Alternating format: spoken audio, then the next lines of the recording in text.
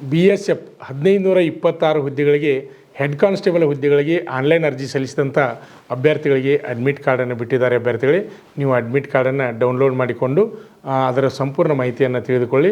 ಈಗಾಗಲೇ ಅಡ್ಮಿಟ್ ಕಾರ್ಡ್ನಲ್ಲಿ ಏನು ಕೊಟ್ಟಿದ್ದಾರಪ್ಪ ಅಂದರೆ, ಅಡ್ಮಿಟ್ ಕಾರ್ಡ್ ಜೊತೆಗೆ ನೀವು ರ್ಯಾಲಿಗೆ ಹೋಗುವಾಗ ಅಂದರೆ ಫಿಸಿಕಲ್ಗೆ ಹೋಗುವಾಗ ಫೋಟೋ ಮತ್ತು ID ಪ್ರೂಫನ್ನು ತೆಗೆದುಕೊಂಡು ಹೋಗಬೇಕಾಗ್ತದೆ. ID ಪ್ರೂಫ್ ಯಾವುದಂದ್ರೆ, ಆನ್ಲೈನ್ ಅರ್ಜಿ ಹಾಕುವಾಗ ಯಾವ ID ಪ್ರೂಫನ್ನು ನೀವು ಅಲ್ಲಿ ಸಬ್ಮಿಟ್ ಮಾಡಿರ್ತೀರಿ ಆ ID ಪ್ರೂಫನ್ನು ತೆಗೆದುಕೊಂಡು ಹೋಗಬೇಕು. ಅದೇ ರೀತಿಯಾಗಿ ನೆಕ್ಸ್ಟ್ ಏನಪ್ಪ ಅಂದ್ರೆ, ಅವ್ರು ಕೊಟ್ಟಿದ್ದ ಸಮಯಕ್ಕೆ ಸರಿಯಾಗಿ ನೀವು ಅಡ್ವಾನ್ಸ್ ಆಗಿ ಅಲ್ಲಿ ಸಮಯಕ್ಕೆ ಹಾಜರಿರಬೇಕು. ಆಮೇಲೆ ಅಲ್ಲಿ ಇಂಜುರಿ ಡ್ಯಾಮೇಜ್ ಆಗಿ ಏನಾದರೂ ಆಯ್ತಪ್ಪ ಅಂದ್ರೆ BSF ರಿಕ್ರೂಟ್ಮೆಂಟ್ದವರು ಜವಾಬ್ದಾರಿ ಇರೋದಿಲ್ಲ.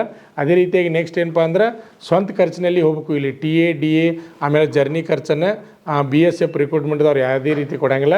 ಅದೇ ರೀತಿಯಾಗಿ ಅಭ್ಯರ್ಥಿಗಳಿಗೆ ಗೊತ್ತಿರಲಿ, ST ಅಭ್ಯರ್ಥಿಗಳು ಏನಪ್ಪ ಅಂದ್ರೆ ಕಡ್ಡಾಯವಾಗಿ ಕಾಸ್ಟ್ ಸರ್ಟಿಫಿಕೇಟನ್ನು ತೆಗೆದುಕೊಂಡು ಹೋಗಬೇಕಾಗ್ತದೆ.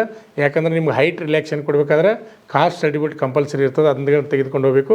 ಅದೇ ರೀತಿಯಾಗಿ ಎಕ್ಸ್ ಸರ್ವಿಸ್ ಮ್ಯಾನ್ ಇದ್ದರೆ ನೀವು ಡಿಸ್ಚಾರ್ಜ್ ಬುಕ್ಕನ್ನು ಸಹಿತ ತೆಗೆದುಕೊಂಡು ಹೋಗಬೇಕು. ಯಾರು PET ಮತ್ತು PSTಗೆ ಹಾಜರಾಗೋದಿಲ್ಲ ಅಂಥವ್ರಿಗೆ ಮುಂದಿನ ಸ್ಟೇಜ್ಗೆ ಅವಕಾಶ ಇರೋದಿಲ್ಲ ಅಭ್ಯರ್ಥಿಗಳೇ.